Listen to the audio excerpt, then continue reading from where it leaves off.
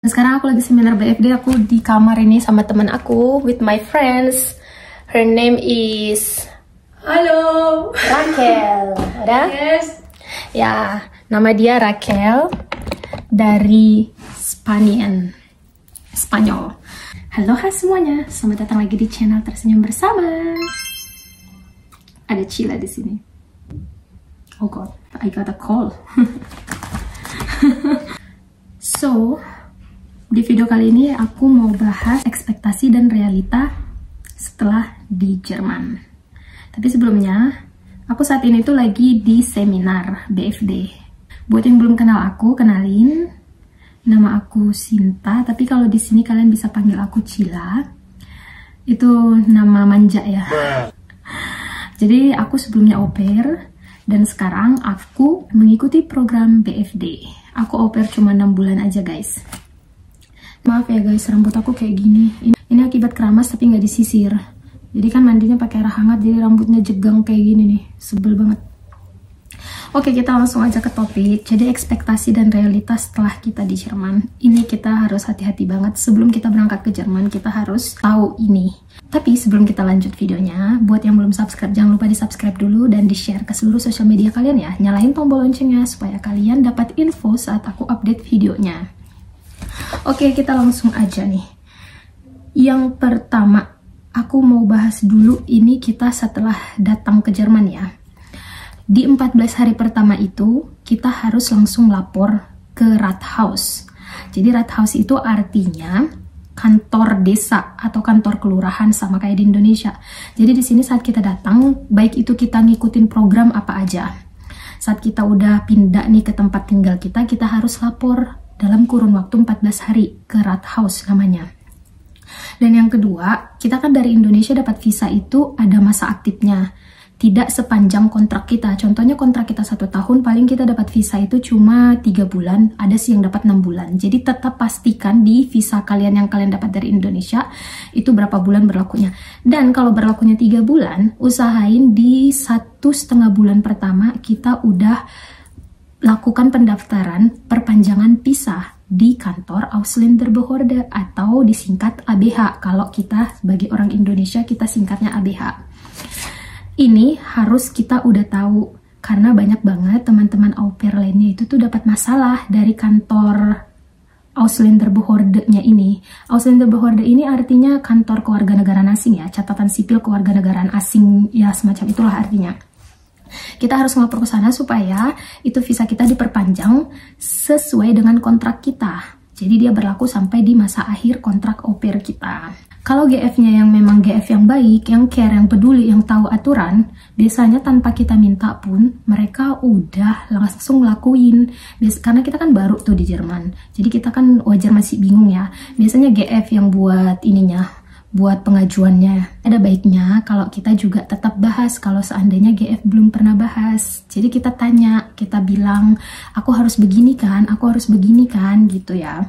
Jadi ingatin, jadi kita tahu jawabannya apa. Kalau kira-kira jawaban GF-nya agak-agak mencurigakan, jadi kita harus yang sigap duluan. Ya kita aja sendiri yang daftarin, cari di internet. Semuanya ada di internet. Jadi kalau kita mau ke Jerman, kita harus rajin-rajin update informasi. Terus yang ketiga, biasanya setelah kita itu mendaftar, kita bakalan dapat balasan dari si kantor ABH-nya tadi. Jadi ya udah tinggal ditunggu aja, semuanya udah bakalan ngalir dan bakalan dijelasin apa yang harus kita lakuin. Yang penting itu intinya kita buat termin atau janji temu. Nah, yang ketiga di sini itu aku mau bahas permasalahan-permasalahan yang banyak banget terjadi bagi teman-teman kita sesama orang-orang Indonesia setelah sampai sini. Itu tuh ada banyak banget yang sampai sini kerjaannya dikasih berlebihan banget. Ada yang dibuat benar-benar kayak pembantu. Ada yang bahkan nggak dikasih haknya. Contohnya itu kayak uang les ya. Kita itu sebagai au pair, kita dapat tuh support untuk bayar uang les 50 euro per bulan. Baik kita les atau nggak les, itu wajib dikasih. Terus ada yang sampai jam kerjanya melebihi. Kita itu au pair, jam kerjanya cuma 30 jam per minggu seharusnya. Tapi karena saking banyaknya lah orang yang tidak berkeprimanusiaan, Nah, yang paling parah, aku pernah dengar cerita dari teman lainnya, ada yang sampai diusir langsung tiba-tiba dari rumah. Ini tuh yang paling menyedihkan banget. Ada yang sampai masih 3 hari juga ada yang pernah diusir dari rumah. Kasian banget ya. Alasannya kenapa? Aku nggak tahu lah. Pokoknya intinya semuanya di sini itu tuh nggak selalu mudah. Makanya kita itu harus benar-benar tahu nih aturannya, dan kita itu harus benar-benar mengenalin gimana si keluarga itu. Dan ada banyak banget di sini au pair yang bolak-balik ganti keluarga. Ada yang sampai 2 kali atau lebih dari 2 kali, aku nggak tahu ya. Yang aku tahu itu sampai 2 kali. Tapi tetap aja dapat keluarga yang nggak cocok. Makanya sebenarnya ganti keluarga itu bukan selalu jadi keputusan terbaik ya. Nah, jadi di sini juga aku mau bahas cara mencari dan mengenalin GF. Di video sebelumnya aku udah ada bahas tuh di syarat untuk apply visa au pair. Di situ aku juga udah ada jelasin beberapa cara untuk mencari GF. Dan sekarang setelah aku di Jerman, aku juga ketemu website dimana kita di situ bisa mencari GF. Nah, website ini sendiri aku udah gunain untuk mencari kerjaan sampingan di sini, dan sejauh yang aku udah alamin, website ini cukup bagus ya. Karena dari pengalaman aku pakai website ini, orang-orang yang udah respon ke lamaran aku itu nyata dan baik ya. Tapi semuanya itu kita harus kenalin baik-baik. Nah, untuk mengenali GF sendiri, saat kita sudah masuk ke proses perkenalan, kenali baik-baik gimana karakter keluarga. Jangan tanya mengenai kebanyakan hak kamu, tapi lebih baik tanya gimana bentuk keluarga mereka, gimana aturan di keluarga mereka, gimana keseharian keluarga mereka, kayak gitu dia.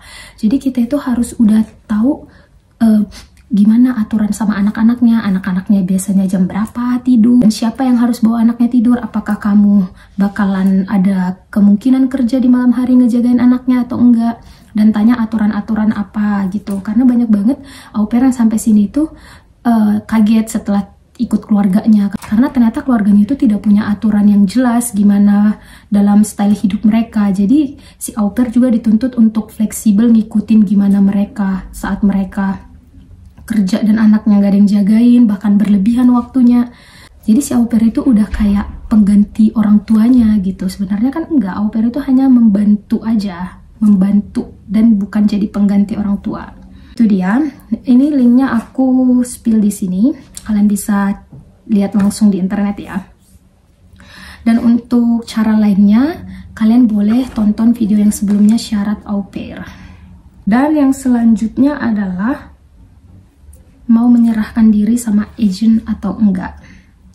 Ingat ya, di sini aku nggak mau ngarahin kalian mau agent atau mandiri, tapi aku cuma mau kasih kalian pemahaman bahwa agent itu tidak berfungsi 100% lagi setelah kita di Jerman.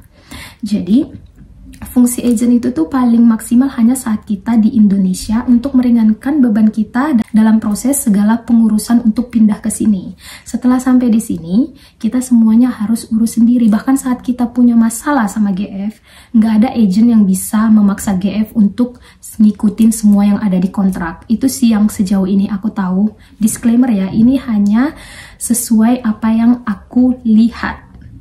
Karena udah banyak juga teman-teman aku yang dari agent, mau itu dari agent manapun, mereka tetap kalau punya masalah, mereka sibuk sendiri. Dan ada teman aku juga yang jelas-jelas ini teman dekat aku, jam kerjanya itu tuh berlebihan banget tuh daripada yang udah disesuaiin di kontrak. Dan dia udah cerita juga nih ke agentnya dia ya. Agentnya tetap nggak bisa bilang apa-apa ke si GF. Ya semuanya itu kembali ke kita yang harus nentuin sendiri. Kalau kita memang berani komplain ke GF-nya, silakan komplain. Tapi hati-hati, banyak sekali yang komplain langsung diusir dari rumahnya. Jadi langsung diputus kontrak. Sebenarnya itu tidak benar, tapi kita tidak bisa berbuat apa-apa.